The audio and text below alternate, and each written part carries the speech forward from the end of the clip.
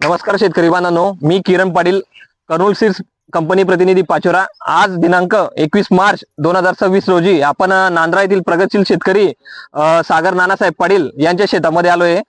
दादांचं शेत जे ते नांद्रा नाचिंगखेडा रस्त्याला आहे। तर सागर दादांचा आपण थोडक्यात परिचय जाणून घेऊ आणि ज्वारी 186 बद्दल त्यांचं काय मत आहे ते थोडक्यात जाणून घेऊ। नमस्कार सागर दादा। नमस्कार। आपलं पूर्ण नाव आणि आपलं गाव वगैरे मोबाईल नंबर सांगा। माझं नाव सागर नानासाहेब पाटील, गाव नांद्रा प्रोलो, आणि माझा नंबर आहे 8600721339।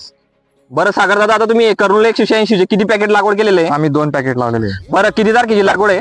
माझी लागवड आहे 20 डिसेंबरची। 20 डिसेंबरची। बरं, आता तुम्हाला ज्वारीचा प्लॉट बघून काय वाटतंय सध्याच्या घडीला? आमचा ज्वारीचा प्लॉट बघून तर आम्हाला फार आनंदच होतोय, कारण की ज्वारीची हाईट ही पण अशी मीडियम साईज आहे, मस्त लहान मध्ये आहे। नंतर त्याचं कणसाची साईज पण खूप छान आहे। बरोबर। आणि दाणे जे तो दानोळा पण असा मस्त टपुरा आणि पांढऱ्या साईज, म्हणजे एकदम पांढरा शुभ्र आहे। बरोबर। म्हणजे आनंद का होतोय आणि या गोष्टीचा, कारण की आताच एक 3-4 दिवसा पहिले आमच्या इथे म्हणजे वादळी हे झालेलं होतं। बरोबर। तर असं वाटलं होतं की आपण पण त्यात झोपले, बरोबर। पण पूर्ण प्लॉट मध्ये जर फिरून बघितलं तर एकही दांडा असा खाली पडलेला नाहीये। बरोबर।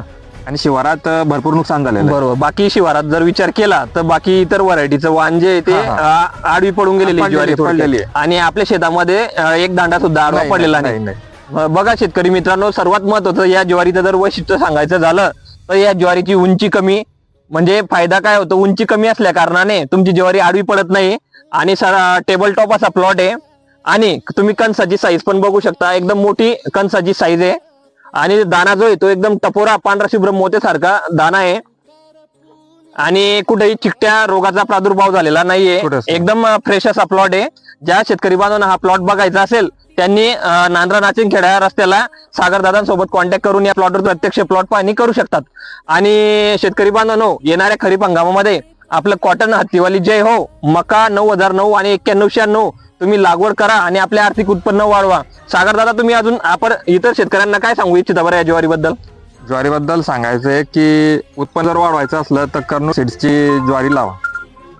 धन्यवाद।